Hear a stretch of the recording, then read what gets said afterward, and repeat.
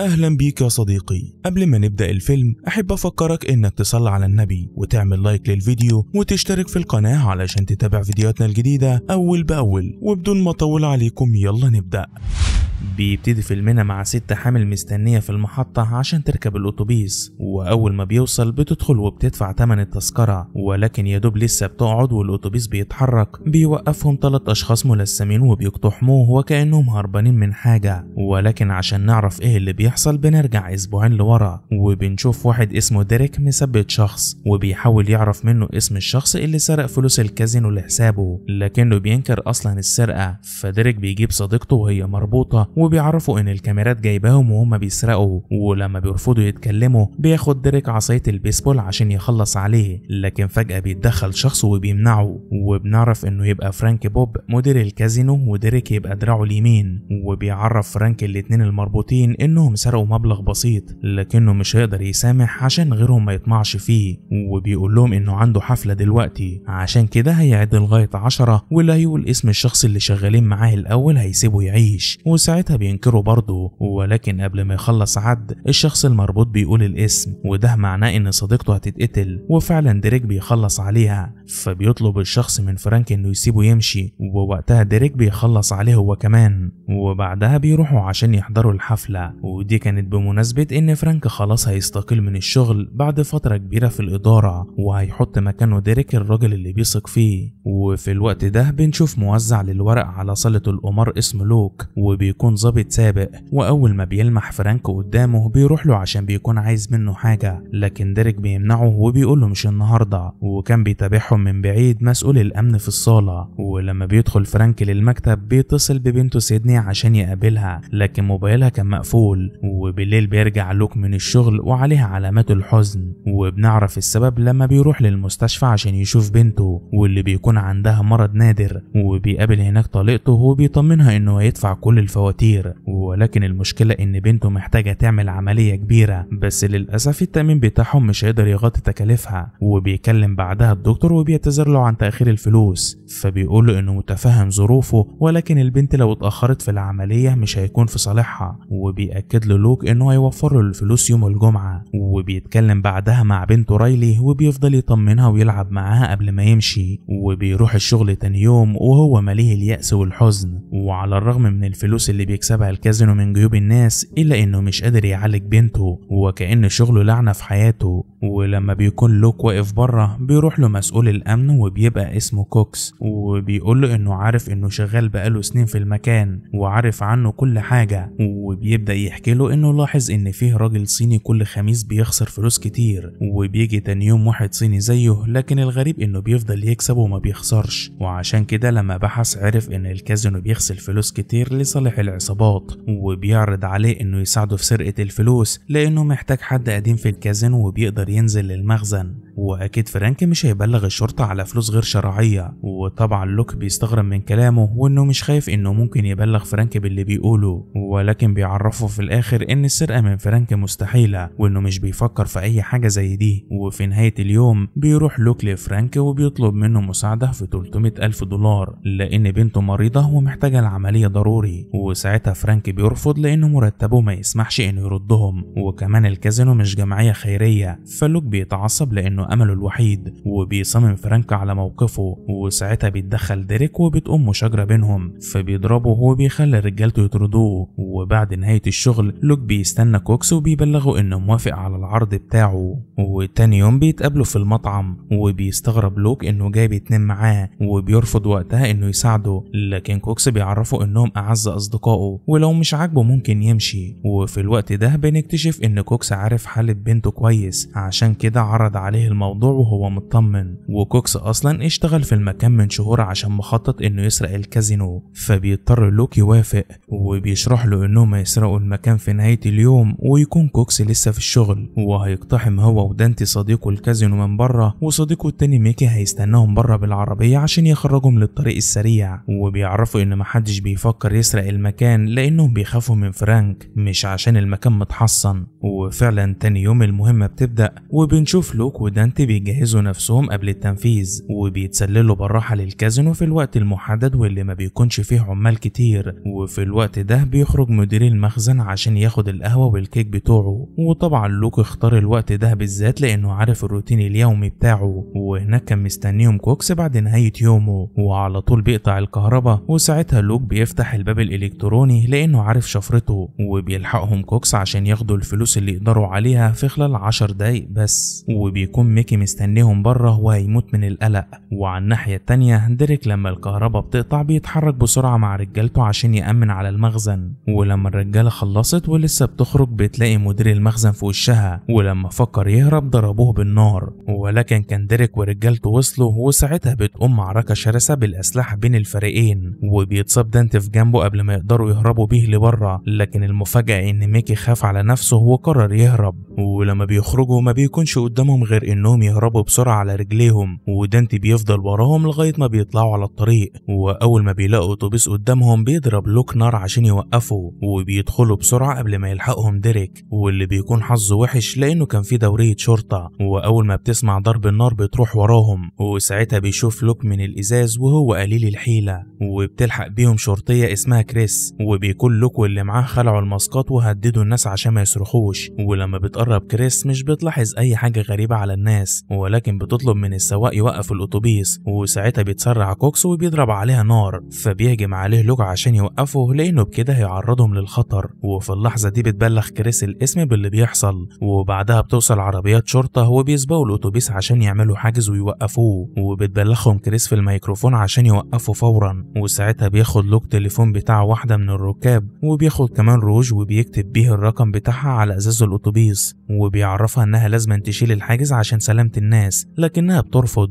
فبيقول لها انه مش هيقدر يسيطر على زميله ولا على ردة فعله. ساعتها بتبلغ كريس المدير لكنه برضه بيرفض، فبتتردد لثواني وبعدها بتدخل بقوة بعربيتها وبتكسر الحاجز حفاظا على حياة الركاب. وفي الوقت ده بيوصل فرانك للكازينو بعد ما عرف من دريك الكارثة، واتصدم لما اكتشف ان لوك هو اللي ورا سرقة ما يقارب من 3 مليون دولار. وبيطلب منه يوصل للوك قبل ما الشرطة توصل له، والا هتبقى الكارثة اكبر. وبعدها بيكون النهار طلع والخبر وصل للاعلام. وفجأة بيشوف كوكس واحدة بتطلع التليفون، فبيروح لها بسرعة وبياخد كل تليفونات الركاب عشان يرميها. ووقتها كان في ولد صغير باين عليه الخوف، فلوك بيسمح للست الحامل تقعد جنبه وتطمنه. وفي الوقت ده ألم الجرح بتاع دانتي بيزيد، فبيسأل لوك الركاب إذا كان في حد دكتور أو ممرض، ومش بيلاقي غير طالبة طب بيطريه وبتروح عشان تساعده. وبعدها كوكس بيتصل بشخص اسمه جونو موجود في تكساس، وده اللي هيساعدهم في الهروب عن طريق الحدود. وبيطلب من السواق انه يوديهم لتكساس فورا، ولكن بيعرفوا ان البنزين قرب يخلص. وساعتها بيتصل لوك بالشرطة من تليفون الأتوبيس وبيعرض عليهم صفقة. وفي الوقت ده بيكون المدير متعصب من كريس بسبب اللي عملته، وبيقرر وقفها عن العمل. لكن فجأة بيتدخل المحقق ماركوني وبيعرفوا انه مبعوث من نائب الرئيس شخصيا، وهو اللي هيتولى المهمة بنفسه. وبيقرر ياخد معاه كريس وبيسألها ليه كسرت الحاجز، فبيتعرفوا انه كان في ولد صغير، وكمان حست انها ممكن تعرضهم للقتل لو ما نفذتش كلامهم. وبتسأله ليه هيخليها تساعده، فبيعرفها ان الخاطفين هم اللي طلبوا كده. وفي الوقت ده بيوصل ديريك لميكي اللي هرب بالعربية وقت السرقة، وقدر يعرف مكانه بعد ما رجع كاميرات المراقبة وعرف عربيته. وفضل يهدده هو وصديقته، وعرف منهم ان كوكس اللي شغال عندهم هو اللي سرقهم وهيهرب عن طريق تكساس. وبعدها ديريك بيخلص عليهم. وعلى الناحية التانية بيوصل ماركوني للفريق بتاعه وبيتفقوا على تنفيذ الخطة اللي حطها. وبتروح بعدها كريس وبتركب عربية البنزين اللي هتمون الأتوبيس، ودي الصفقة اللي عرضها عليهم لوك مقابل الإفراج عن 2 من الركاب. ولكن في اللحظة دي بيرفض كوكس يفرج عن الولد والست الحامل، وده عشان يقدر يضغط على الشرطة. لكن لوك بيعرفوا ان الست الحامل لو دخلت في مرحلة المخاض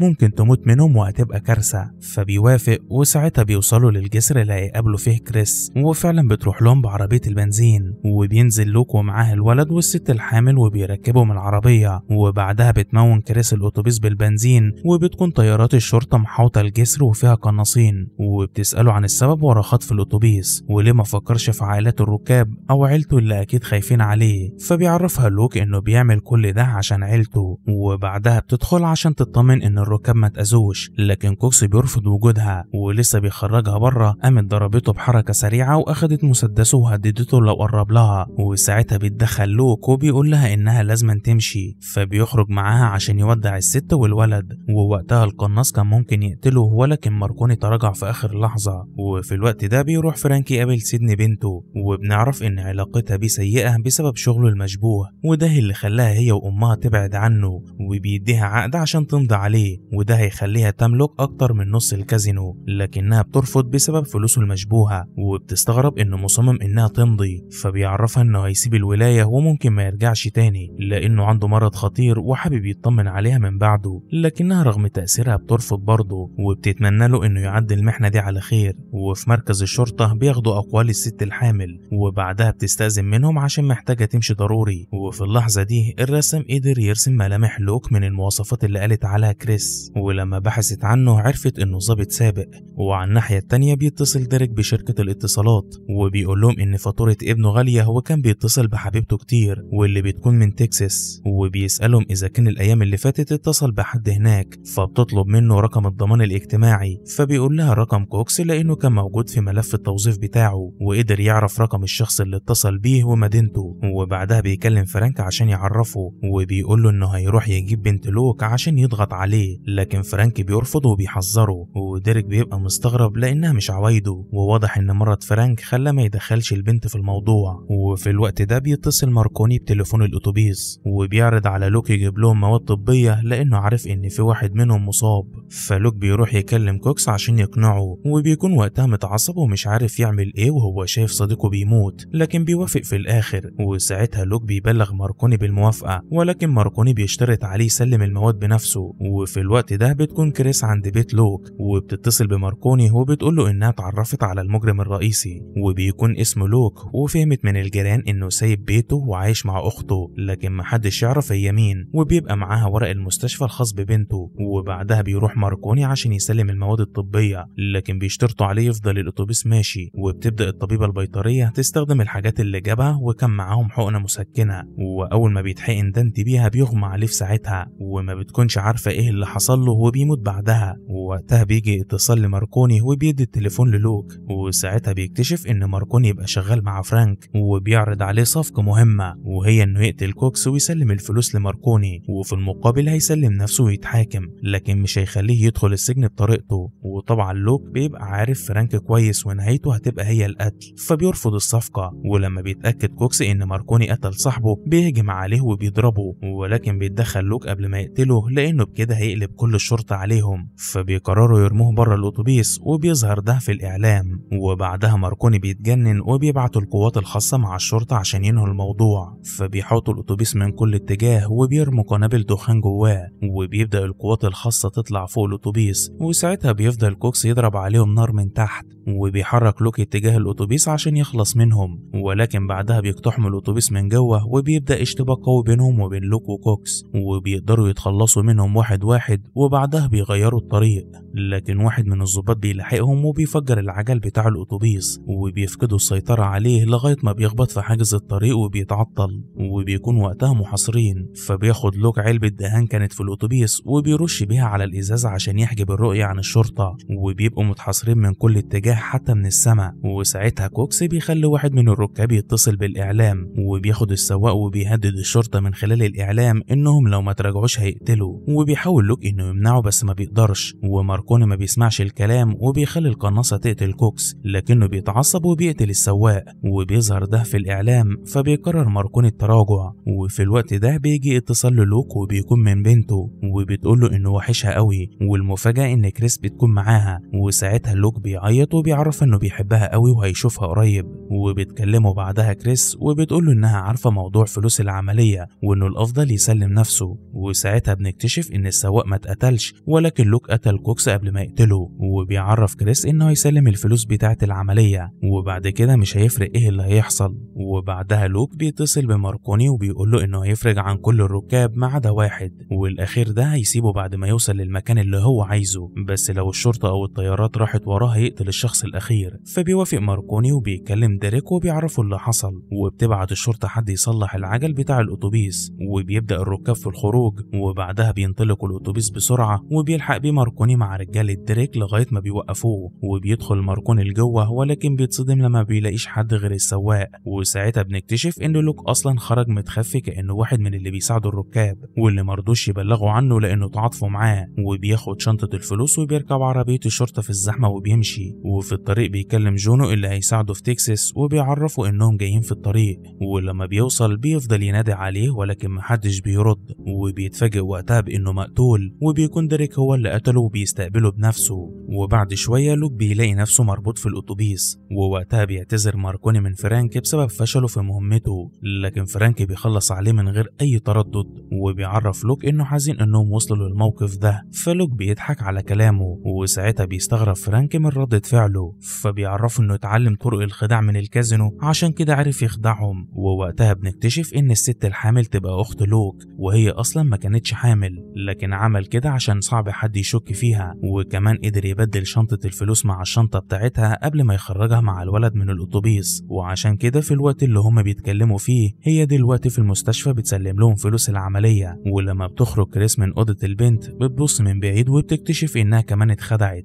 والست الحامل تبقى مع لوك، لكنها ما بترضاش تقبض عليها لانها اكيد اتعاطفت مع لوك وبنته. وفي اللحظة دي بيتعصب ديريك على لوك وبيقول له انه مبسوط عشان هيشوفه هو بيموت، وبيعرفه ان بنته هتحصله. وبعدها بيدلقوا عليه البنزين عشان يولع فيه، ولكن لسه يولع الكبريت بيضربه فرانك بالنار وبيخلص عليه، وكأنه عايز يعمل حاجة واحدة صح قبل ما يموت وما يحرمش لوك من بنته زي ما هو اتحرم من عيلته. وبعدها بيفكوا وبيشكروا لوك على اللي عمله وبيعتذر له على المشاكل اللي سببها له، ولكنه كان مضطر يعمل كده عشان بنته. ولما بيخرج بيجي له اتصال من كريس وبتقول له انها متفاجئة انه لسه عايش، وبتعرفه ان بنته دخلت خلاص اوضة العمليات، وساعتها بيسألها اذا كانت هتقبض عليه ولا لا.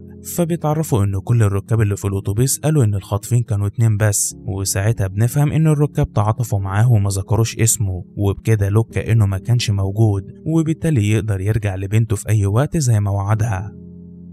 وهنا بينتهي الفيلم. ما تنساش تصلي على النبي وتعمل لايك للفيديو لو عجبك، وتشترك في القناة عشان تتابع كل الملخصات اللي جاية. سلام.